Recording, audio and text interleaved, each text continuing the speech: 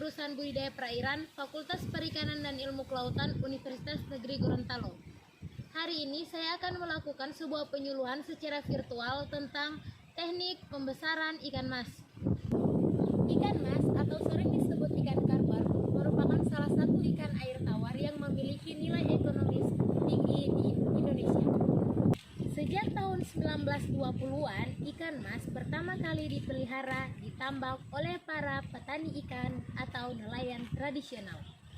Dan benihnya adalah benih dari ikan mas yang berasal dari luar negeri, yaitu dari Tiongkok, Eropa, Taiwan, dan Jepang.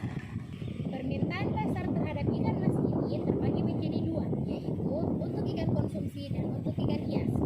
Untuk ikan konsumsi, biasanya ikan mas berwarna abu-abu atau kuning keemasan, sedangkan untuk ikan hias adalah ikan yang memiliki corak warna atau banyak warna yang bercampur.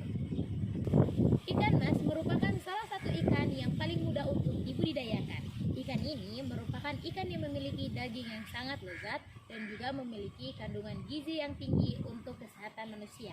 Ini merupakan ikan yang paling diburu oleh konsumen, sehingganya membuat ikan ini memiliki nilai ekonomis yang sangat tinggi. Hal ini merupakan hal yang baik atau kabar gembira bagi para petani ikan atau nelayan tradisional, sehingganya dapat menjadikannya peluang bisnis yang menjanjikan. Dalam budidaya ikan mas ada 4 hal yang perlu kita perhatikan. Yang pertama adalah proses untuk penyiapan kolam serta sarana dan prasarana.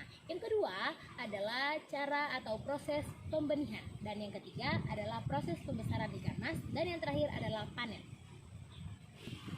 Dalam video saya kali ini saya akan berfokus pada proses pembesaran ikan mas atau teknik pembesaran ikan mas. Perlu diperhatikan teknik pembesaran ikan mas agar supaya nantinya ikan-ikan yang dihasilkan merupakan ikan-ikan yang berkualitas tinggi.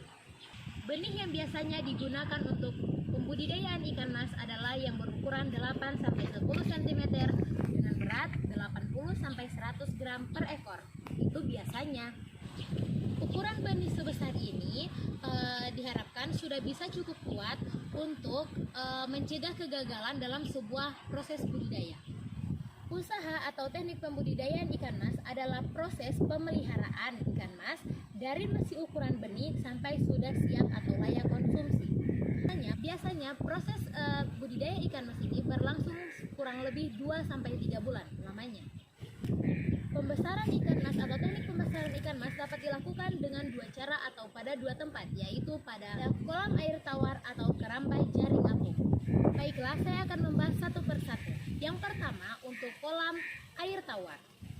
Ini ikan kurang lebih 1 bulan yang diharapkan panjangnya ikan ini sudah mencapai 2 atau 3 cm.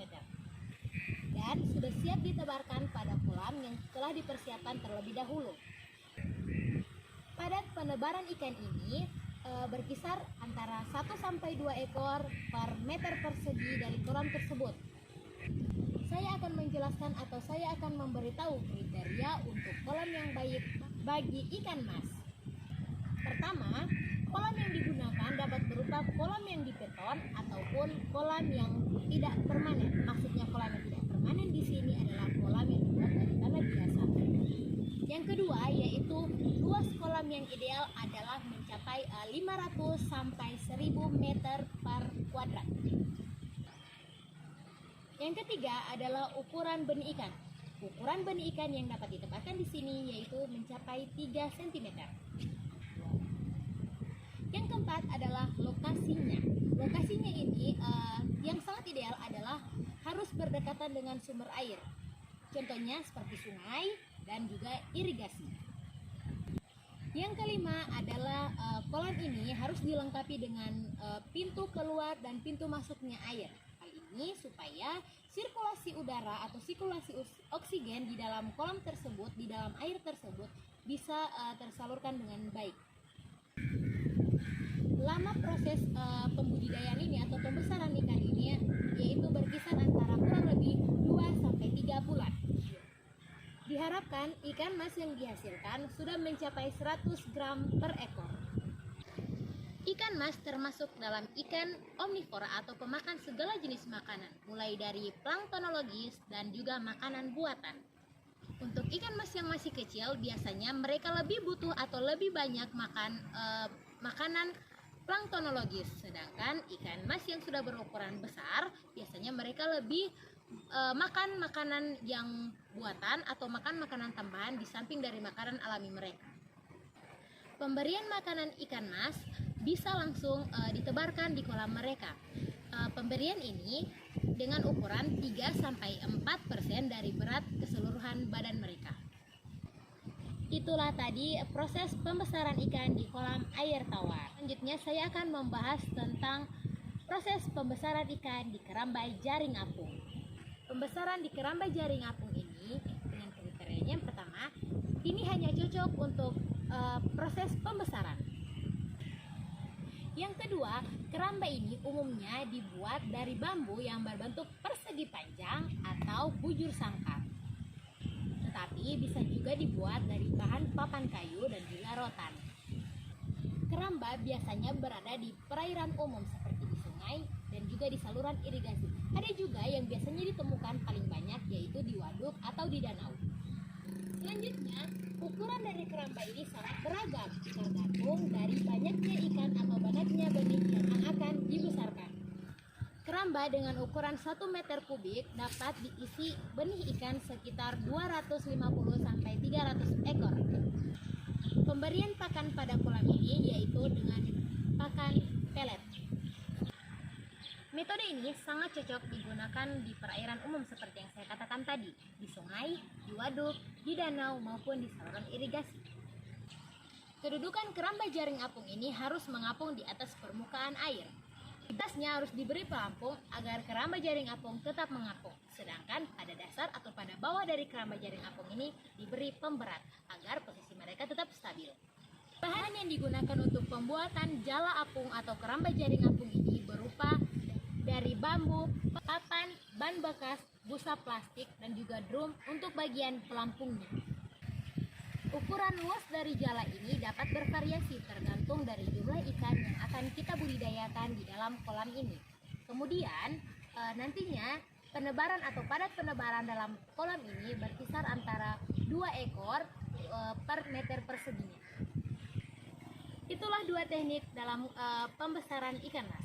Selanjutnya saya akan menjelaskan untuk mengenai pakan ikan mas. Ikan mas berumur 3-7 hari, mereka biasanya diberi pakan berupa larutan atau suspensi. Kuning telur dengan frekuensi 2-3 jam.